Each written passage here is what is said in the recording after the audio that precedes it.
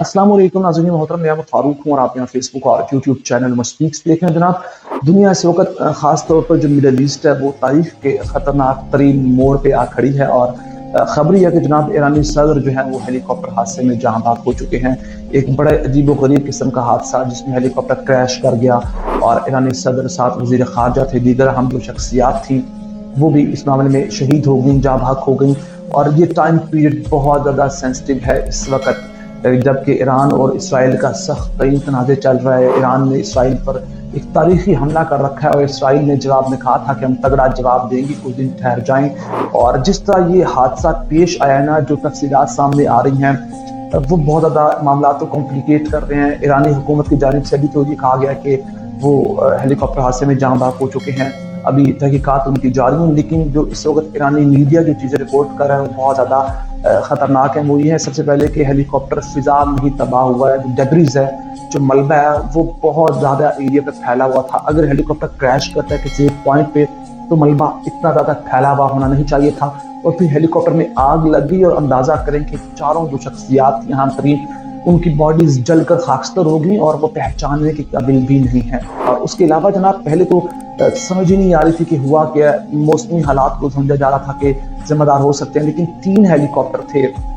3 helicopters में से 2 helicopter बआसानी से वो गायब हो जाते हैं, उस जगह को क्रॉस कर जाते हैं जहाँ ईरानी सदर का हेलीकॉप्टर हादसे का शिकार होता है। और फिर सिर्फ टेल बची है, यानी कि 20% जो हिस्सा हेलीकॉप्टर का बचा है। और वो एरिया जहाँ पैसेंजर्स बैठे होते हैं, पायलट होते हैं, वो बिल्कुल तबाह हो गया, जल गया। और फिर ये महफूज तरीन यूएस बेस्ड हेलीकॉप्टर है, बेल 202 ट्विन इंजन है। और ये इसे बड़ी बड़ी शख्सियात के लिए इस्तेमाल किया जाता है, ट्विन इंजन है। और फिर जो पाकिस्तानी जो माहिर थे, जो एक्सपर्ट्स थे, जो इन चीज़ों के एविएशन को देखते हैं, वो कहते हैं कि ये जो हेलीकॉप्टर है ये बहुत आसानी पहाड़ी इलाके में भी लैंड कर सकता है, इसे रनवे की ज़रूरत नहीं पड़ती। और अगर इसके दोनों इंजन भी फेल हो जाते हैं तो रोटेशन करता हुआ ये फेल इंजन के साथ भी कहीं ना कहीं रुक जाता है। और फिर बड़ी अहम तरीन बात यह है कि कोई राब्ता ही नहीं हुआ। अगर फर्ज करें कोई वेदर कंडीशंस बहुत सवेर हो चुकी थी तो कुछ पीछे इतलात तो देने चाहिए थी ना, कोई राब्ता ही नहीं हुआ। ये ऐसा लग रहा है कि कोई सडन कोई अनइवन डिजास्टर हुआ उसके साथ, कि उन्हें बात करने का या इतलात देने का मौका ही नहीं मिला। तो ये उसी सूरत हाल में हो सकता है कि जनाब कोई रॉकेट लॉन्चर लॉन्च किया गया हो या कोई लेज़र का इस्तेमाल किया गया हो, उसके बाद या फिर कोई हादसा इस चीज़ पे कोई कंफर्मेशन नहीं मिल रही है कि जनाब ये कैसे मौसमी हालात पर इस चीज़ों को आप डाल सकते हैं। और फिर अहम तरीन बात यह कि ब्लैक बॉक्स इस हेलीकॉप्टर में होता है। ये कहा जा रहा था कि इसमें हेलीकॉप्टर में ब्लैक बॉक्स नहीं होता। ये बेल 202 दुनिया का महफूज तरीन हेलीकॉप्टर जिसे करार दिया जा रहा है, इसमें ब्लैक बॉक्स होता है। ब्लैक बॉक्स मिलेगा, तफसीलात सामने आएंगी, ठीक है। और फिर प्रेसिडेंशियल कॉन्वॉय है ये। अब अंदाजा करें कि हेड ऑफ द स्टेट है, ईरानी हेड ऑफ द स्टेट है, जिसको बहुत से थ्रेट्स हैं। ईरान ने बहुत से ममालिक के साथ मसले कर रखे हैं और वो किसी हद तक जायज़ भी हैं।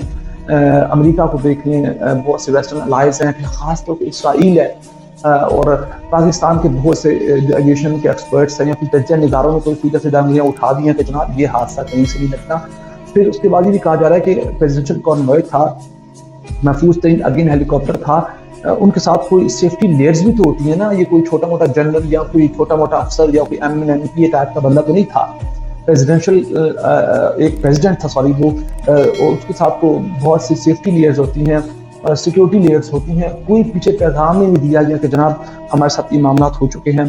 और फिर अभी तक तो इस पर काफ़ी खामोशी ईरान की जानिब से अभी तो शोक का ऐलान किया जा रहा है, वो इस सदमे से बाहर नहीं आ पा रहे। लेकिन बहुत जल्द तफसीलात भी खुलकर सामने आ जाएंगी, यकीनन तहकीकात होंगी। हेड ऑफ द स्टेट और ब्लैक बॉक्स मिलने की देर है कि सारी तफसीलात सामने आएंगी कि जनाब हुआ क्या था। क्योंकि बहुत से सवालात हैं जो इस वाक़े को काफ़ी मशकूक बना रहे हैं। और बहुत सी इस्लामिक स्टेट्स हैं, बहुत से इस्लामिक कंट्रीज है जिनके सरबराहान के साथ ऐसी वाक़यात पेश हैं। पाकिस्तान के निजात को देख लें, बेनज़ीर भुट्टो को देख लें, और फिर लियाकत अली खान को देख लें, गनी कज़ाफ़ी को देख लें, और ऐसे हज़ारों मिसालें हैं जिन्होंने कोई कदम उठाया वेस्टर्न अलाइज या इसराइल या अमेरिका के खिलाफ और इनके साथ क्या हुआ। और ये रहबर आने वाले कहा जा रहा था कि जिनके अयतुल्ला ख़ामनेई के साथ बहुत अच्छे ताल्लुकात थे और अगेन हेड ऑफ स्टेट थे।